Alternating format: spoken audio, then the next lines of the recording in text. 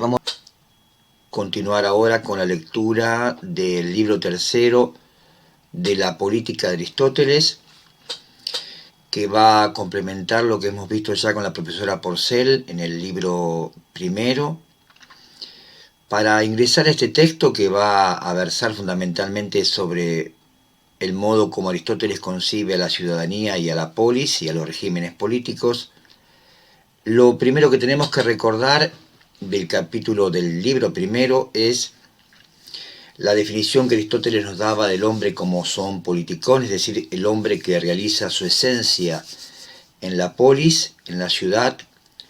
Tenemos que recordar también la idea de Aristóteles de que el hombre es el único animal que posee logos, es decir, que posee eso que llamamos palabra, razón, y estrechamente vinculada con la idea de logos, esa capacidad del hombre de dirimir lo que es justo o injusto, bueno o malo, benéfico o dañino, es decir, la capacidad de emitir juicios morales en torno a eso que Aristóteles llamará justicia.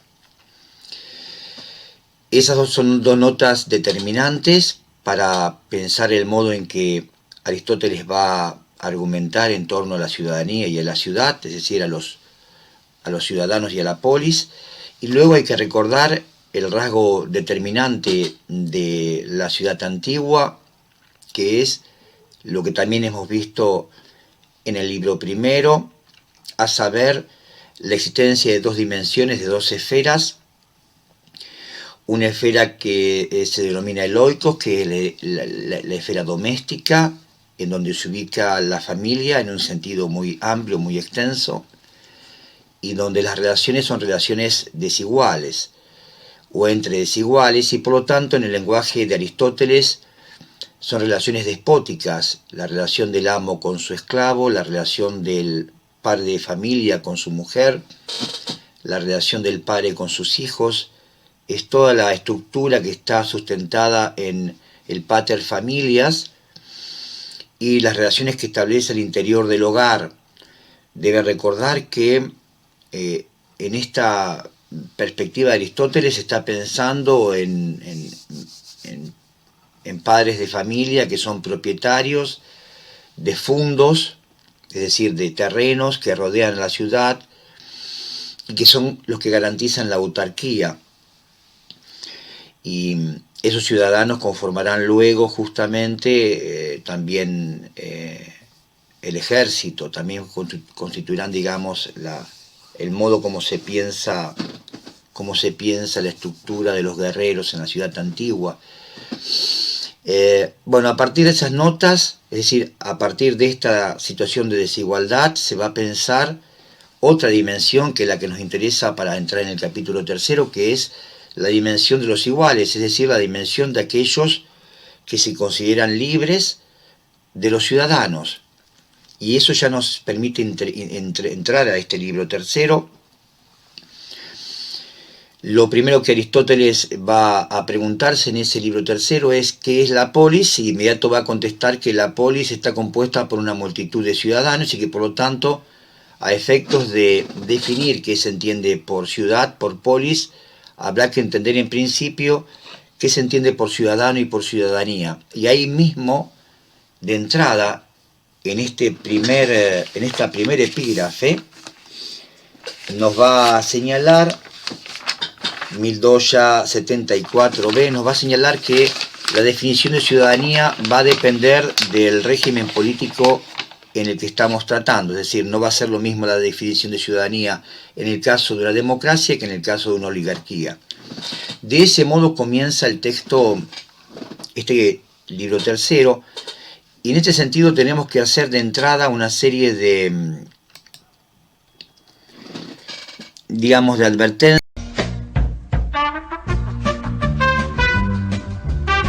que hay que hacer respecto de este libro tercero, que es lo que ocurre también con todo el texto de la política, es que Aristóteles tiene tiene dos formas de argumentación. Por un lado hay una reflexión que tiene un carácter fuertemente normativo, clásico de la filosofía política, justamente, donde él trata de identificar y de conceptualizar lo que considera el mejor régimen político, que es lo que él llamará politeia, y también en la traducción aparece como democracia. Y por otro lado, hay una descripción de una enorme cantidad de fenómenos políticos que acaecen en ese momento en la Grecia antigua, respecto de experiencias políticas, de liderazgos, de regímenes políticos, de crisis políticas que acarrean las diversas polis. Es una enorme recolección de datos que tiene una gran importancia historiográfica, para decirlo de algún modo, y se conjugan con esa colección que había hecho Aristóteles de constituciones. Ustedes saben, más de 100 constituciones de ciudades griegas, de las cuales solo se conserva una, que es la Constitución de los Atenienses, que es un típico texto de estudio en las escuelas de historia. Entonces tenemos ese doble carácter, y eso se confunde en el texto, lo vuelve en muchos casos denso, complejo, muchas cosas que nosotros hoy en día colocaríamos a pie de página, Aristóteles la coloca en el mismo texto, mezclando argumentos, situaciones completamente dispares. Eso, por un lado, es un problema, digamos, que atañe al modo de argumentación, y por otro lado hay un segundo problema que tiene que ver con el léxico, con las traducciones. Ahí hay en todos los prólogos de todas las políticas de Aristóteles hay siempre el traductor una advertencia respecto al modo como va a utilizar uno u otro término. Bueno, hay traducciones muy diversas. Yo tengo la de Gredos, que es la que está en internet, o al menos la que aparece primero en internet. Quizás no sea la mejor, pero es la que más fácilmente va a poder identificarse si ustedes deben ingresar a la web para revisar. Y ahí se utiliza, digamos, ahí, ¿cuál es el punto? El punto es que en principio, lo que Aristóteles llama politeia tiene dos significados distintos. Por un lado, politeia es genéricamente el nombre de toda forma, de toda constitución de un régimen, en términos genéricos, pero en una manera específica designa a ese régimen político específico que también se denomina democracia. Ocurre que en la clasificación de las formas de gobierno rectas y desviadas, Aristóteles va a colocar como la forma recta, digamos así, la politeia, que se traduce como república, y como desvío a la democracia. Pero eso no exime de que en el texto aparezca muchas veces el término democracia, no caracterizado de manera negativa, sino caracterizado de una manera positiva, porque en verdad Aristóteles tiene una caracterización de la democracia de acuerdo también a los diferentes grados. De algún modo, la república es una forma de democracia, pero es una democracia virtuosa, frente a otra democracia que es pura pulsión, pura tiranía de la mayoría, que es la forma degradada de la democracia. Eso respecto de la utilización de los términos, que es efectivamente compleja. Cada traducción tiene su propia jerga. En algunas antiguas se encuentra también, por ejemplo, el término timocracia, bueno, etcétera, etcétera. Vamos entonces al punto de quiénes son ciudadanos. Bueno, ¿qué nos dicen las primeras páginas Aristóteles? Bueno, nos dice que obviamente no todo el que habita en la ciudad es ciudadano, no son ciudadanos los esclavos, no son ciudadanos los extranjeros, es decir, los metecos. Los niños son ciudadanos en potencia, es decir, serán ciudadanos cuando cumplan 20 años. Bueno, hay toda una gradación, y efectivamente de lo que se trata es de definir quién posee el ejercicio del derecho de la ciudadanía, y esto lo define ya de entrada en el mismo epígrafe del comienzo, que es 1274. Aristóteles da una primera definición que luego repite un poco más adelante, a saber, un ciudadano, sin más, por ningún otro rasgo se define mejor que por participar en las funciones judiciales y en el gobierno, es decir, por participar en las magistraturas. Y Aristóteles va a decir en las magistraturas de una manera extensiva, va a decir él al final de este parágrafo, nos dice, va a hablar de la magistratura indefinida, es decir, no de una magistratura específica, sino de esa capacidad de ocupar universalmente cualquier magistratura. Y entonces cierra el párrafo diciendo, entonces establecemos que los que participan de ella son ciudadanos, Tal es la definición de ciudadano que mejor se adapta a todos los así llamados. Ahora, dos párrafos más adelante, en el 1275b, nos presenta el problema. Nos advierte que lo que acaba de definir como ciudadano es en principio el ciudadano de la democracia. Y aquí tenemos otra complejidad que se adjunta a la que comentábamos, que es que Aristóteles nos habla de ese tipo ideal de ciudadano y de polis, y al mismo tiempo va observando las situaciones en otros regímenes, la oligarquía, la aristocracia, etcétera, etcétera. Eso va siendo todo una mezcla en el cual muchas veces hace difícil dirimir qué es exactamente lo que nos quiere decir Aristóteles. Pues bien, definir de ese modo la ciudadanía, el problema, nos adelantamos un poco y vamos a pasar al 1278, que es el tema de los ciudadanos, de los artesanos ciudadanos, que es en verdad en donde se encuentra la clave del problema que atenaza a Aristóteles y el cual Aristóteles resuelve de manera relativa. Porque justamente el problema de la ciudadanía es el siguiente: los ciudadanos son aquellos que son libres e iguales, son quienes participan de la eclesía, es decir, de la asamblea. Ahora, está claro que algunos no son libres, que algunos son extranjeros, pero ¿qué ocurre con aquel hombre libre que sin embargo no posee, no escapa de la necesidad, está y sigue atado a la necesidad? Al libre pero pobre, para decirlo de algún modo. Y entonces esa es un poco la situación de los artesanos, es decir, de los trabajadores manuales. Y ahí la pregunta es si son o no son ciudadanos. Y por cierto que Aristóteles va a responder de diferentes maneras en el parágrafo 1278a. Desde un punto estrictamente normativo, el trabajador manual no es un ciudadano, no posee la virtud de la ciudadanía. Ahora bien, empíricamente, fácticamente, sí es verdad que determinados regímenes aceptan o no aceptan a los artesanos o eventualmente a los comerciantes como ciudadanos. En algunos casos sí, en otros casos no. Por ejemplo, voy a citar el último pasaje de este 1278. Por ejemplo, está claro que la aristocracia no admitiría al obrero manual y al jornalero como ciudadano. Sin embargo, veamos cuál es el caso de la oligarquía.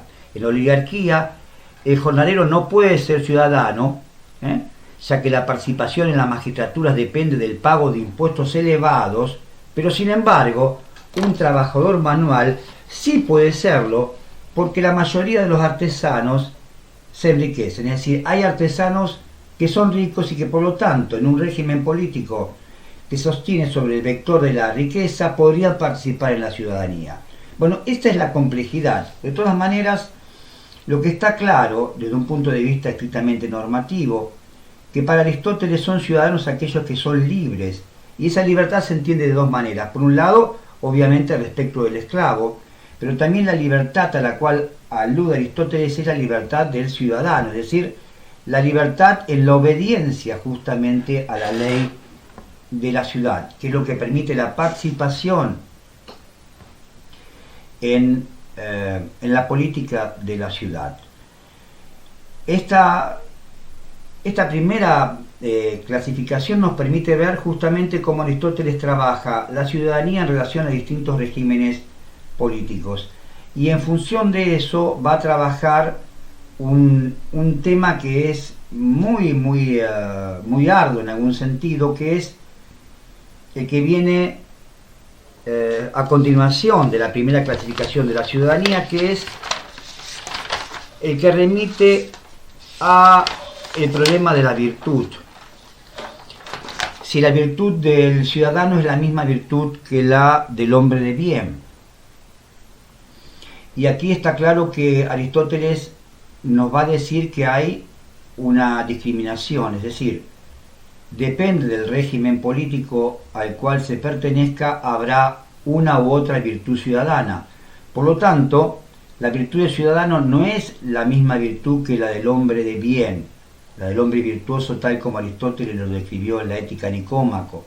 Es decir, Lo que está sugiriendo Aristóteles y muchos comentaristas contemporáneos es lo que resaltan, es que existe una suerte de autonomía en la política, en este caso respecto de la ética, porque es evidente que la ética inherente, por ejemplo, a la experiencia de vida en un régimen oligárquico, quizás no condiga con los principios éticos tal como Aristóteles los ha expresado en su gran texto que es la Ética Nicómaco, etcétera, etcétera. Es decir, puede haber una distancia entre la ética del ciudadano y la ética del hombre de bien.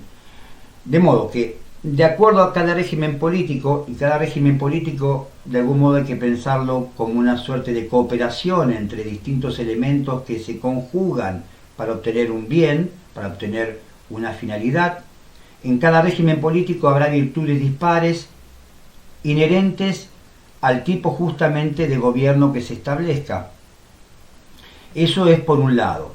Por otro lado, lo más importante de estos pasajes es el momento en que Aristóteles nos va a hablar de cuál es en última instancia la virtud del ciudadano, ¿no? Y aquí entramos a una definición que es central, que es la que tiene que ver justamente con la dominación política. Recordemos una vez más que hay una esfera, la esfera del oikos y la esfera de la ciudadanía. Esta esfera es una esfera entre iguales y por lo tanto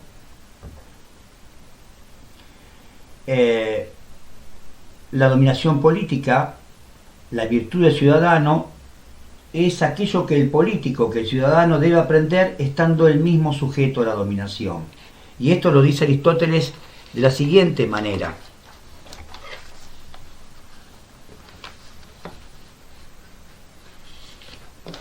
En un pasaje que está ubicado en el 1277b, un pasaje que es ciertamente célebre. Existe un cierto mando según el cual se manda a los de la misma clase y a los libres. Ese decimos que es el mando político, que el gobernante debe aprender siendo gobernado, como se aprende a ser jefe de caballería habiendo servido en la misma, y general de infantería sirviendo las órdenes de otro, y habiendo sido jefe de regimiento y jefe de compañía. Por eso se dice, y con razón, que no puede mandar bien quien no ha obedecido. La virtud de estos es distinta, pero el buen ciudadano debe saber y ser capaz de obedecer y mandar. Y esa es la virtud del ciudadano, conocer el gobierno de los hombres libres bajo sus dos aspectos a la vez.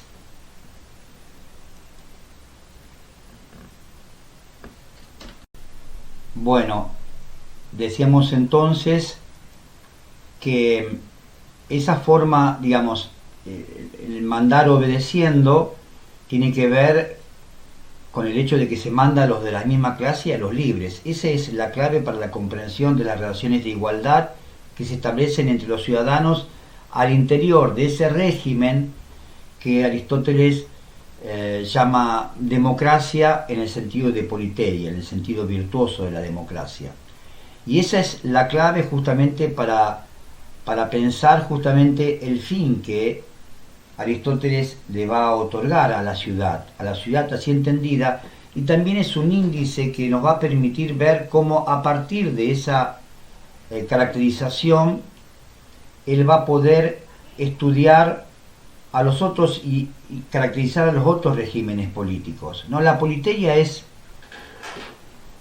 la expresión del cuerpo de ciudadanos que existe al interior de un sistema de reglas igualitarias, de relaciones igualitarias. Esos miembros se definen entre sí como polites, y el conjunto entero de esos ciudadanos así entendidos se lo entiende como comunidad, que es el término griego de koinonia politiké, que es un término que reaparece en muchísimas partes del libro entero, La Política.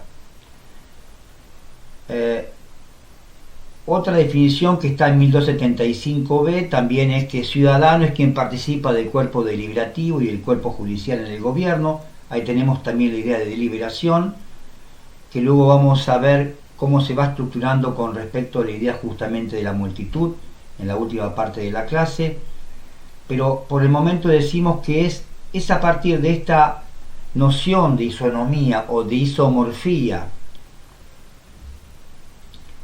como él va a ir caracterizando los distintos regímenes políticos, advirtiendo, digamos, la legitimidad o la no legitimidad en muchos casos,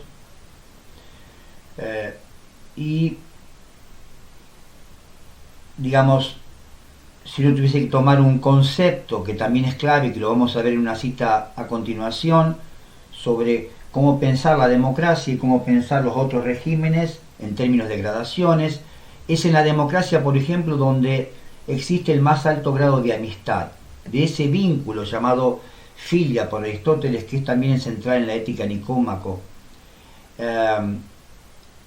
En la democracia los hombres son como hermanos, y en orden decreciente van apareciendo los otros regímenes hasta llegar a la tiranía, y es en la tiranía donde la amistad definitivamente no existe, es decir, donde los vínculos son vínculos que llamaríamos hoy en día meramente instrumentales. ¿Cuál es la relación del tirano con sus súbditos? Aristóteles dice en la Ética Nicómaco, es la relación que tiene el amo con el esclavo, puramente de uso, puramente instrumental. De ese modo podemos ver cómo él va a pensar justamente el fin de la ciudad, cómo va a pensar de qué modo deben asociarse los ciudadanos y cuál es el fin de esa asociación.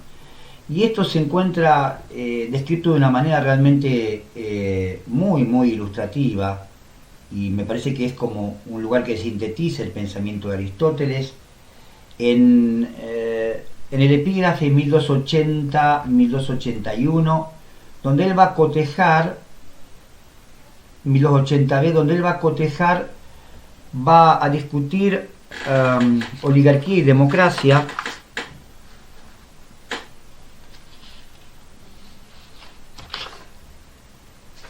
la naturaleza de la oligarquía y de la democracia, y luego nos va a hacer la siguiente discriminación. Es el epígrafe que en la edición de Gredos tiene como título El fin verdadero de la ciudad-estado, la virtud y la felicidad. Estamos en 1280, sí, 1280, y entonces él va a dar algunas hipótesis para explicar cuáles son los vínculos que permiten justamente el lazo entre los ciudadanos. Entonces va a tocar lo que pasa en un régimen oligárquico y dice lo siguiente: si los hombres han formado una comunidad y se han reunido por las riquezas, participan de la ciudad en la misma medida en que participan de la riqueza, de modo que el argumento de los oligárquicos parecería tener fuerza. Ese argumento, lo dice entre paréntesis, es quien ha justamente invertido más dinero debe en consecuencia obtener mayor intereses que aquel que ha invertido menos dinero. Y inmediatamente Aristóteles va a hacer una primera salvedad, una primera advertencia. Él dice que no se han formado una comunidad solo para vivir, sino para vivir bien. Es decir, frente al ideal oligárquico, lo que él va a resaltar es cuál es el ideal de la verdadera ciudad. Y dice inmediatamente, pues en otro caso habría también ciudades de esclavos y de los demás animales, pero no las hay porque no participan de la felicidad ni de la vida de su elección. Va a dar otro ejemplo más, que es el lazo a partir de vínculos comerciales o de tratados de paz. Y dice, tampoco se han asociado para formar una alianza de guerra, para no sufrir injusticia de nadie, ni para los intercambios comerciales. Y entonces va a dar el ejemplo de un pacto que hubo, un pacto histórico verdadero entre tirrenos y cartagineses, que eso ocurrió en la antigüedad, que fue un pacto que hicieron. Los tirrenos estaban ubicados en lugar de los etruscos en la península itálica, y es un pacto que justamente tenía por objeto excluir a los griegos del Mediterráneo. Bueno, está hablando entonces de convenios. Son convenios escritos que efectivamente cada uno se compromete a respetar. En cambio, dice él, todos los que se preocupan por una buena legislación indagan sobre la virtud y la maldad cívica. Esa es la otra cara, ¿no? Y acaba de dar un último ejemplo de otra manera del lazo, entendida como un lazo puramente mercantil, diríamos ahora, y dice: y no solo de nombre debe ser objeto de preocupación la virtud, pues si no la comunidad se reduce a una alianza militar, que solo se diferencia especialmente de aquellas alianzas cuyos aliados son lejanos, y la ley resulta un convenio, y como dijo Licofrón, el sofista, una garantía de los derechos de unos y otros, pero no es capaz de hacer a los ciudadanos buenos y justos. Entonces, lo que está viendo son diferentes maneras de vinculación que no resultan en lo que a Aristóteles le interesa, que es el de fundar una idea de comunidad, de koinonía. Y esa alternativa va a estar enunciada algunos parágrafos más adelante, en la 1281A, en ese caso, en donde está expresado cuál es el ideal justamente de Aristóteles y de modo como él entiende eso que hemos llamado politeia. Y entonces también voy a leer este párrafo que ustedes tendrán luego en la pantalla. Es evidente pues que la ciudad no es una comunidad de lugar para impedir injusticias recíprocas y con vistas al intercambio. Esas cosas sin duda se dan necesariamente si existe la ciudad, pero no porque se den todas ellas ya hay ciudad, sino que esta es una comunidad de casas y de familias para vivir bien, con el fin de una vida perfecta y autárquica. Está retomando nociones que ha trabajado en el libro primero. Sin embargo, no será posible esto si no habitan en un mismo lugar y contraen entre sí matrimonios. Por eso surgieron en las ciudades los parentescos, las fratrías, todas estas relaciones de amistad, los sacrificios públicos y las diversiones de la vida en común. Todo es obra de la amistad, pues la elección de la vida en común supone la amistad. El fin de la ciudad es pues el vivir bien, y esas cosas son para ese fin. Una ciudad es la comunidad de familias y aldeas para una vida perfecta y autosuficiente, y esta es, según decimos, la vida feliz y la vida buena.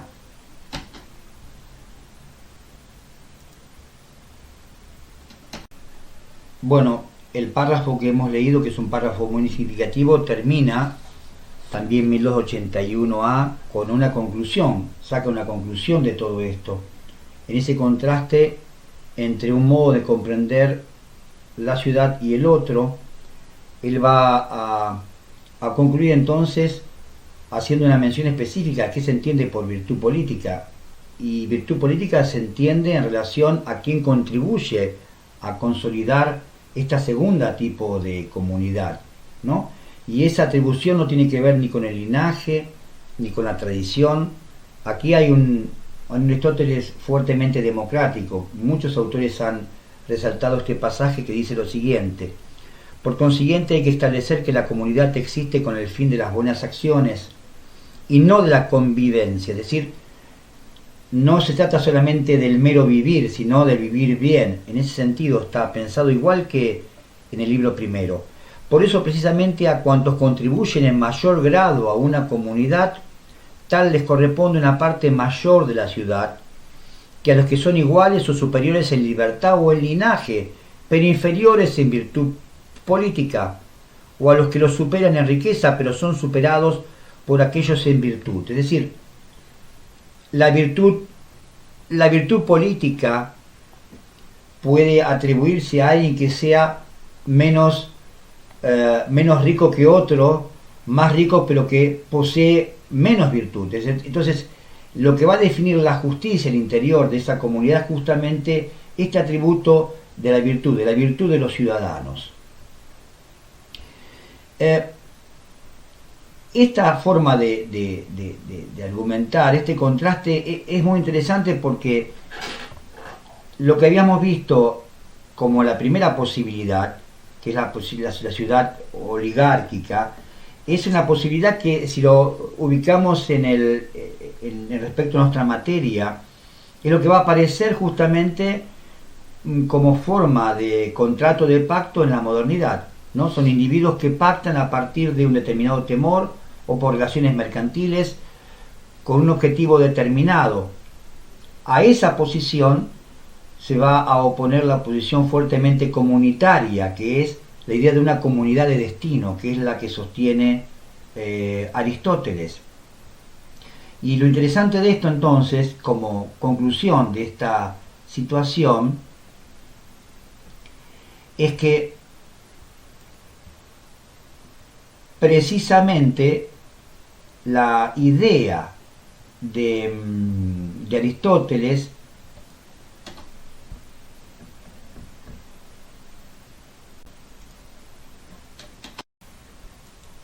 entonces teníamos por un lado, reitero, la primera lectura que sería como una lectura contractualista, la llamaríamos ahora,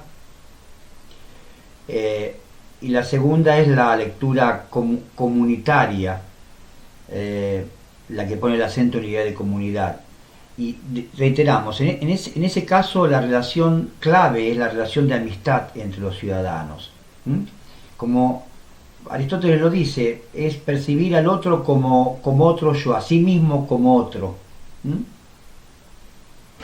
Entonces, la experiencia política inicial no es la del hombre solo, aislado, en conflicto con un otro, atemorizado por la presencia de otro, sino más bien es la del hombre que tiene conciencia de pertenencia a un colectivo que lo trasciende, es decir, un orden simbólico, diríamos hoy en día, una comunidad que lo conforma como ser social, como ser político, como miembro de una comunidad que además abarca desde lo doméstico hasta el aspecto de la política. Y precisamente es por esa razón que efectivamente esa comunidad tiene un fin, y esto también es radicalmente distinto a cómo se va a percibir el problema en la modernidad. Porque esta relación, digamos, de reciprocidad, esta relación de amistad, establece justamente una finalidad positiva para el Estado, que es garantizar la felicidad, que es garantizar el bien común. Se da por hecho la benevolencia y se da también por hecho que el resultado es vivir bien, es la felicidad. Y es a partir de ese resultado como se puede pensar las anomalías, es decir, las desviaciones de esta finalidad. Y de ese modo vamos a pasar a considerar entonces la clasificación de las formas de gobierno en formas de gobierno rectas y en formas de gobierno desviadas. Acá estamos ya en la 1279. Aristóteles va a decir: es evidente que todos los regímenes que tienen como objetivo el bien común son rectos, según la justicia absoluta. En cambio, cuantos atienden solo al interés personal de los gobernantes son defectuosos, y todos ellos desviaciones de los regímenes rectos, pues son despóticos y la ciudad es una comunidad de hombres libres. Aquí hay una referencia que se puede entender de este modo: estamos en un orden de iguales, que es el orden de lo público, estamos en el orden de la ciudad y de la política, y de algún modo los regímenes que van a ser considerados como desviados son aquellos que traen de la esfera de la relación despótica propia de Loikos esas determinaciones para colocarlas en el seno de la ciudad, y por lo tanto no se va a promover el bien común, sino que se va a promover el bien particular de aquel que gobierna, de que ejerce el poder, y eso es un problema. Entonces tenemos que hay regímenes que son justos y regímenes que son desviados. Y esta clasificación que sigue es por un lado una clasificación cuantitativa, porque el orden tiene que ver con la cantidad de sujetos que ejercen el poder, digamos que ejercen la soberanía, a saber si es uno, si son algunos pocos, si son todos o la mayoría, pero también tiene que ver con una clasificación de acuerdo a si, una clasificación que es cualitativa. Y de este modo va a haber 6 posibilidades que son las que atraviesan toda la política. Si ustedes siguen leyendo el texto van a ver que bajo estas 6 formas que voy a enunciar se pueden leer el conjunto de los fenómenos políticos de la Grecia clásica. Entonces tenemos, voy a citar primero las rectas, puesto que gobierno y soberano significan lo mismo. Dice, necesariamente será soberano o uno solo, o pocos, o la mayoría. Cuando el uno, la minoría o la mayoría gobiernan, atendiendo al interés común, esos regímenes serán necesariamente rectos. Es decir, si atienden al bien común, los 3 son rectos.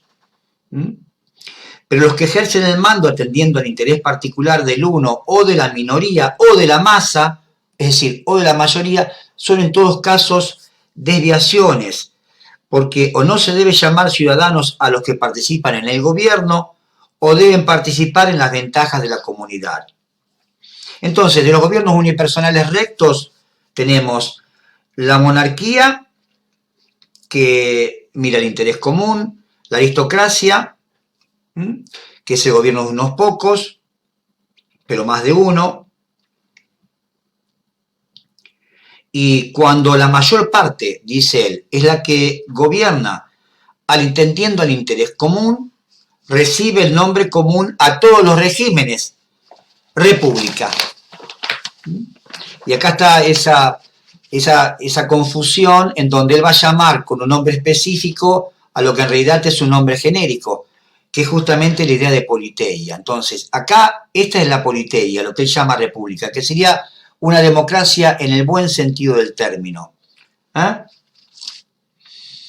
Y sin embargo hay desviaciones, y cada una de estas formas puras tendrá su desviación. Y tenemos entonces en la 1279b, las desviaciones de los regímenes mencionados son la tiranía, de la monarquía, la oligarquía es la desviación de la aristocracia, y la democracia, en un sentido peyorativo ahora, es la desviación de la república. Y las va a definir. La tiranía es una monarquía que atiende al interés del monarca, y la tiranía es la peor forma de gobierno. La oligarquía atiende al interés de los ricos, y la democracia, por último, al interés de los pobres, pero ninguna de ellos atiende al provecho de la comunidad.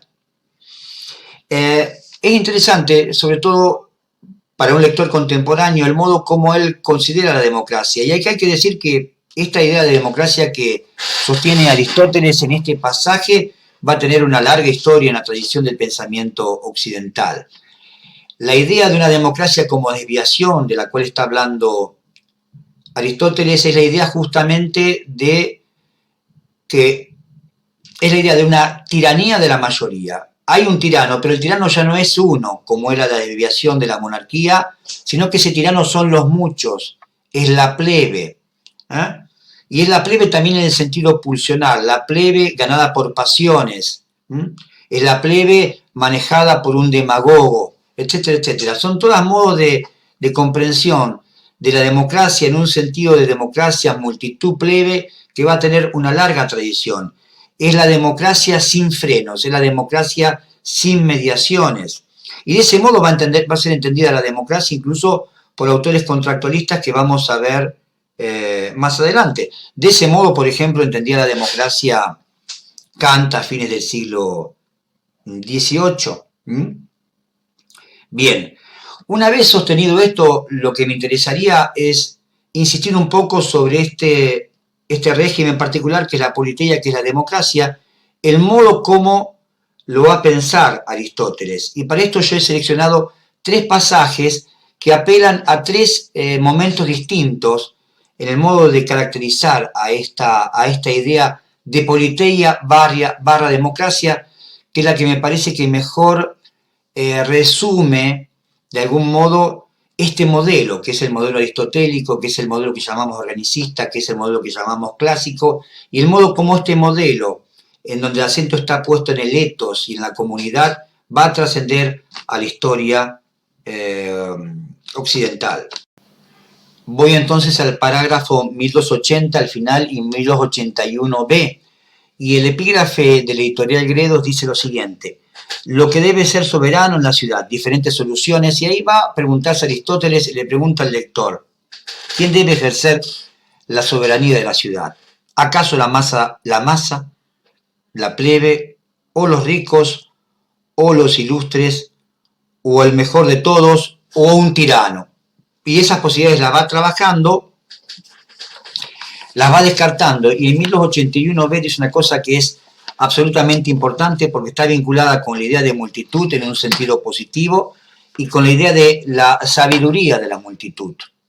Y entonces, el epígrafe que ha colocado Gredos es la soberanía del pueblo, y dice así: pero el que la masa debe ser soberana más que los mejores, pero pocos, es decir, el que la masa, la mayoría, deba ser soberana más que los mejores, pero pocos, puede parecer una solución, y aunque tiene cierta dificultad, admite Aristóteles, ofrece quizás también algo de verdad, nos dice. En efecto, los más, cada uno de los cuales es un hombre mediocre, pueden sin embargo reunir o ser mejores. Y da el ejemplo. Son mejores que aquellos no individualmente, sino en conjunto. Lo mismo que los banquetes en que han contribuido muchos, son mejores que los banquetes sufragados por uno solo. Al ser muchos, cada uno tiene una parte de virtud y de prudencia. Y reunidos, la multitud se hace como un solo hombre con muchos pies y muchas manos y muchos sentidos. Así también ocurre con los caracteres y la inteligencia. Por eso también, y agrega Aristóteles, las masas juzgan mejor las obras musicales y la de los poetas, unos valoran una parte, otros otras, y entre todo, todas. Este pasaje es absolutamente extraordinario porque muestra cuál es la idea central de Aristóteles. La idea central de Aristóteles es que es evidente que la masa está compuesta por individuos que aislados son mediocres, pero en conjunto, es decir, en equipo diríamos hoy en día, dan como resultado algo que es superior a hombres aislados pensando solos, aunque esos hombres fueran mucho más ilustrados, fueran mucho más virtuosos, fueran mucho mejores en muchos aspectos. Es decir, la idea de que la conjunción de los mediocres supera, digamos, a la ilustración de los pocos. Y la idea acá está también emparentada con esa idea justamente de una cooperación de elementos disímiles, cada uno con sus propios rasgos, con su propia singularidad, que sin embargo componen un todo, que es siempre un todo armonioso y que es un todo que supera, digamos, la agregación de ilustraciones aisladas propias de un régimen aristocrático. Ese tipo de organización, y en esto aparece en muchos casos, en muchas veces en Aristóteles, la idea justamente del coro, la idea de una orquesta, la idea de un grupo musical, en el cual cada uno posee una virtud diferente, cada uno emite un ruido diferente, y sin embargo, de las conjunciones de esos ruidos, nace algo, concluye algo que es justamente la música, que además tiene belleza. Esa es un poco la imagen que además aparece en muchas circunstancias en Aristóteles. Pero Aristóteles va además a sacar en este mismo pasaje las consecuencias de todo esto que estamos diciendo. Y va a decir más adelante sobre qué materias deben ejercer la soberanía de los hombres libres y la masa de los ciudadanos, es decir, aquellos que no son ni ricos ni tienen ningún prestigio por su virtud. ¿Y qué lugar darles? Y Aristóteles dice, bueno, es arriesgado, pero hay que darles el lugar. Su participación en las magistraturas supremas no deja de ser arriesgada, pues a causa de su injusticia o insensatez pueden cometer unas veces injusticias y otras veces errores, pero no darles acceso ni participación en ellas es temible, pues cuando son muchos los privados de honores y pobres, forzosamente esta ciudad está llena de enemigos. Es la situación de crisis propia de muchas ciudades griegas, que es un problema. Donde hay ricos y pobres, hay conflicto, dice Aristóteles. Lo bueno es tener una clase media. Queda la salida de que participen en las funciones deliberativas y judiciales. Por eso, precisamente, Solón y algunos otros legisladores, nos cuenta Aristóteles, le daban derechos pero moderados, restringidos. Todos reunidos, esos mediocres, dice él, tienen suficiente sentido y mezclados con los mejores, son útiles a las ciudades, de la misma manera que el alimento no puro, mezclado con el puro, hace el conjunto más provechoso que una pequeña cantidad de alimento puro. Pero cada uno por separado es imperfecto para juzgar. Es decir, cada uno por separado es imperfecto para juzgar, pero juntos logran un juicio mayor que aquel que hubiera nacido de una ciudad aristocrática. Simplemente como digresión, es interesante porque vamos a ver en Teoría Política 2 luego un autor de mediados del siglo ya XIX, que es Alexis de Tocqueville, que viaja a América y escribe un texto que se llama La democracia en América, y cuando le quiere explicar a sus conciudadanos franceses de qué se trata esto que es la democracia, una forma nueva en el mundo, y de contrastarla con la aristocracia, él va a decir justamente, va a utilizar exactamente los argumentos que estamos viendo de Aristóteles. Él va a decir la democracia en América, efectivamente se conforma por individuos, en muchos casos sin ninguna ilustración, mediocres. Sin embargo, esos individuos mediocres logran, como resultado, una sociedad muy superior, en todos los términos, de cualquiera sea el índice que se toma de una sociedad aristocrática. Y eso es tanto más extraordinario cuanto que Tocqueville tenía un linaje aristocrático, es decir, de ningún modo renegaba de la aristocracia. Es interesante porque cuando lo lea van a ver que en buena medida lo que hizo Tocqueville para explicar ese rasgo de América fue en buena medida tomar estos párrafos que estamos leyendo y reproducirlo en su propio texto. Es un modo de cómo pensar, de cómo se genera una tradición de discurso a partir de muchísimos siglos de diferencia y con autores que están tratando universos completamente distintos. Y por lo demás, y ya para volver un poco hacia atrás, también para hacer otra digresión que me parece que puede ser interesante en función de nuestra materia, que va a encontrar toda su ilustración más adelante, es pensar que cuando hablábamos del fin de la ciudad, precisamente si algo se distancia el mundo moderno y los autores que vamos a trabajar de ese mundo antiguo, es precisamente que si en el mundo antiguo el objetivo es la felicidad, y la polis tiene como objetivo garantizar la felicidad de los ciudadanos, esa idea va a ser retenida por Rousseau, por ejemplo. Es lo que nos cuenta Sheldon Walling en Política y Perspectiva. La felicidad del pueblo. Pero en la enorme mayoría de autores modernos, sobre todo los que están vinculados con el contractualismo, eso es lo que por definición desaparece.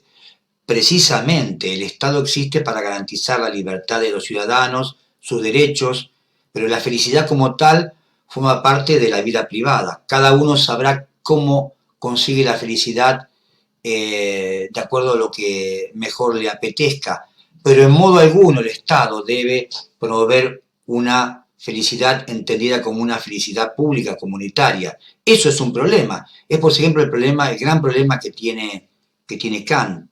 Kant dice, el Estado puede hacer cualquier cosa, menos intentar garantizar algún tipo de felicidad para sus ciudadanos, porque esa tendencia justamente es la que promueve, en la perspectiva de Kant, el despotismo, etcétera, etcétera.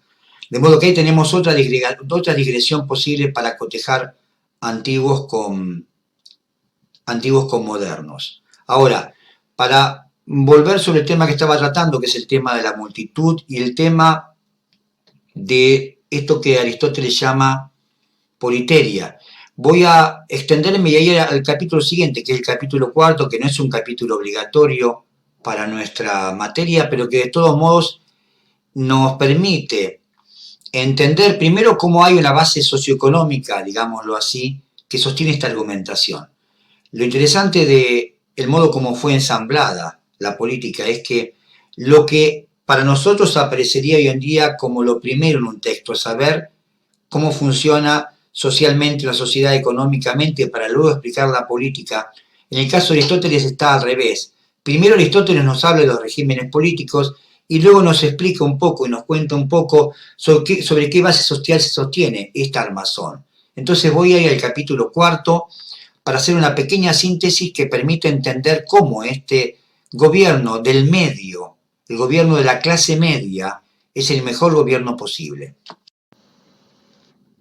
Nos dice Aristóteles en 1295b, capítulo cuarto de la política: en todas las ciudades hay tres elementos propios de la ciudad, los muy ricos, los muy pobres y en tercer lugar los intermedios entre unos y otros. ¿Ah?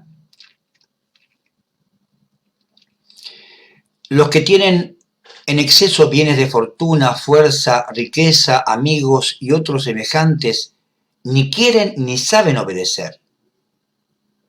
Y esto les ocurre ya en el seno de la familia, siendo niños. A causa del lujo, ni siquiera en la escuela tienen la costumbre de obedecer. Los chicos ricos no saben obedecer. En cambio, los que tienen una necesidad excesiva de estas cosas son, dice Aristóteles, demasiado serviles, los pobres o los muy pobres. De modo que los unos no saben mandar sino obedecer a una autoridad propia de esclavos, y los otros no saben obedecer a ninguna autoridad sino ejercer el mando con una autoridad despótica. Es decir, lo único que los ricos saben hacer es mandar, lo único que los muy pobres saben hacer es obedecer. Por consiguiente, se forma una ciudad de esclavos y amos, y no de hombres libres, donde unos se envidian y otros desprecian, lo cual dista muchísimo de la amistad y de la comunidad política, pues la comunidad política implica amistad, y los hombres no quieren compartir con los enemigos ni siquiera el camino. Todos estos valores son además muy importantes para entender luego la tradición republicana. Sigue diciéndonos Aristóteles, y con esto cierro: la ciudad debe estar construida lo más posible de elementos iguales y semejantes, y esto se da sobre todo en la clase media, de modo que una ciudad así es necesariamente la mejor gobernada, formada de los elementos que decimos que es la composición natural de la ciudad. Y en las ciudades estos ciudadanos especialmente son los que perduran, pues ni ellos codician como los pobres los bienes ajenos, ni otros codician lo suyo como los pobres los de los ricos, y como no son objeto de conspiración, ni conspiran, pasan su vida libre de peligros, etcétera, etcétera. Bueno, esta es otra manera verdaderamente muy, pero muy interesante de pensar el modo como Aristóteles piensa esta idea de politeia. Voy ahora a hacer dos citas más que refieren ya a esa idea de una multitud que en conjunto logra un principio de armonía y por lo tanto de virtud, y el modo como eso puede pensarse tanto en la distribución de las magistraturas como en el modo como esa multitud delibera. Y esta idea está sostenida en la magistratura, su distribución. Estamos en el 1282b, 1283, y aquí hago una rápida mención porque acá se conjuga la idea de la justicia, la idea de la virtud que ya hemos señalado, la virtud del ciudadano, la virtud política, y la distribución de las magistraturas. Y obviamente hay muchas posibilidades. Lo que Aristóteles nos va a decir es que esa atribución debe estar dada en función de la virtud y no en función de otros valores como el linaje, como la belleza, como la riqueza, etcétera, etcétera. Justamente, la distribución de la magistratura sostenidas en valores como el linaje es, en la argumentación de Aristóteles, completamente absurdo. Leo simplemente un parrafito. Dice así: si uno sobresale en el arte de tocar la flauta, pero es inferior en su linaje y en belleza, aunque cada una de estas sea un bien mayor que el arte de tocar la flauta, y sobrepasen al arte de la flauta en proporción mayor que aquel flautista a los demás, no obstante se deben dar a ese flautista las mejores flautas, pues la superioridad en riqueza y nobleza debería contribuir a la ejecución, pero no contribuye en absoluto. Es decir, puede haber hombres más ricos y más nobles, pero que un flautista, pero digamos, puede haber flautistas nobles y flautistas no nobles. La magistratura y la flauta en ese caso se debe otorgar al flautista que es mejor en la virtuosidad, en la práctica de tocar ese instrumento y no en función de su linaje. Es esta una forma muy democrática de pensar la justicia y la distribución de las magistraturas. Y por último, voy a ir a un pasaje que ya está al final del texto. Aristóteles recorre muchos problemas, piensa el problema de la monarquía, piensa el contraste entre el gobierno de los hombres y el gobierno de las leyes, y me salteo muchos pasajes, pero voy a uno al final que está ubicada en una reflexión en torno a la monarquía y que dice lo siguiente: de la deliberación. Está tomada también un pasaje sobre 1286b, el epígrafe dice la monarquía, ventajas e intereses. Va a hablar de la ley, justamente. ¿Por qué la ley? Para Aristóteles, bueno, porque la ley está exenta de las pasiones. Por eso tiene ese carácter necesario. Y se pregunta Aristóteles: en todo lo que no es posible que la ley juzgue en absoluto o que lo juzgue bien, ¿debe gobernar uno solo, el mejor o todos? De hecho, ahora, y acá nos va a dar como una ilustración de cómo funcionaría ese debate de todos los hombres reunidos, dice: todos los ciudadanos juzgan, deliberan y deciden, y esas decisiones se refieren todos a casos concretos. Cada uno de ellos, en efecto, tomado individualmente, es por comparación inferior al mejor, pero la ciudad se compone de muchos, y como un banquete al que contribuyen muchos, es mejor que el de una sola persona.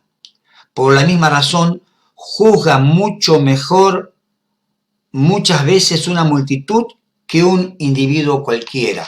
Este es el acento puesto en la virtud de la liberación pública. Además, dice él y agrega: una gran cantidad es más difícil de corromper, lo mismo que con una cantidad grande de agua, así también la masa es más difícil de corromper que unos pocos. Cuando un individuo está dominado por la ira o por cualquier otra pasión semejante, necesariamente su juicio está corrompido, mientras que en el otro caso es difícil admitir que se irriten y se equivoquen todos a la vez. Es decir, un individuo puede estar en ira y por lo tanto sujeto a sus pasiones. Sin embargo, eso mismo es difícil predicarlo de un conjunto.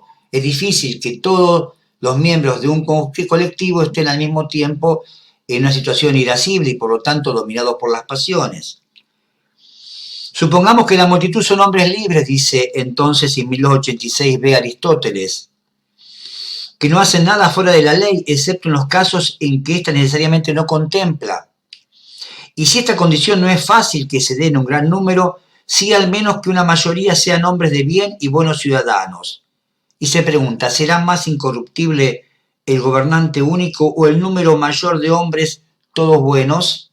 Evidentemente el número mayor será más incorruptible, etcétera, etcétera. Bueno, acá tenemos simplemente tres momentos, tres pasajes que refieren a esta idea de la politeia, que me parece que conforman, digamos, los rasgos característicos de esta idea que va a trascender la historia occidental respecto de, digamos, de la polis, del modelo clásico, de lo que llamamos modelo organicista, esta idea central que es la idea de comunidad y también la idea de iguales que debaten, digamos, y de algún modo definen su propio destino. Y también tenemos la idea justamente de autarquía, que también va a ser importante para tantas otras tradiciones del pensamiento que van a aparecer en el curso de la historia occidental. Bueno, con esto terminamos esta, este comentario sobre el libro 3 de la política, y yo les voy a también pasar por escrito una guía de lectura de todos los puntos que hemos ido tocando a lo largo de estos minutos. Muchas gracias y hasta luego.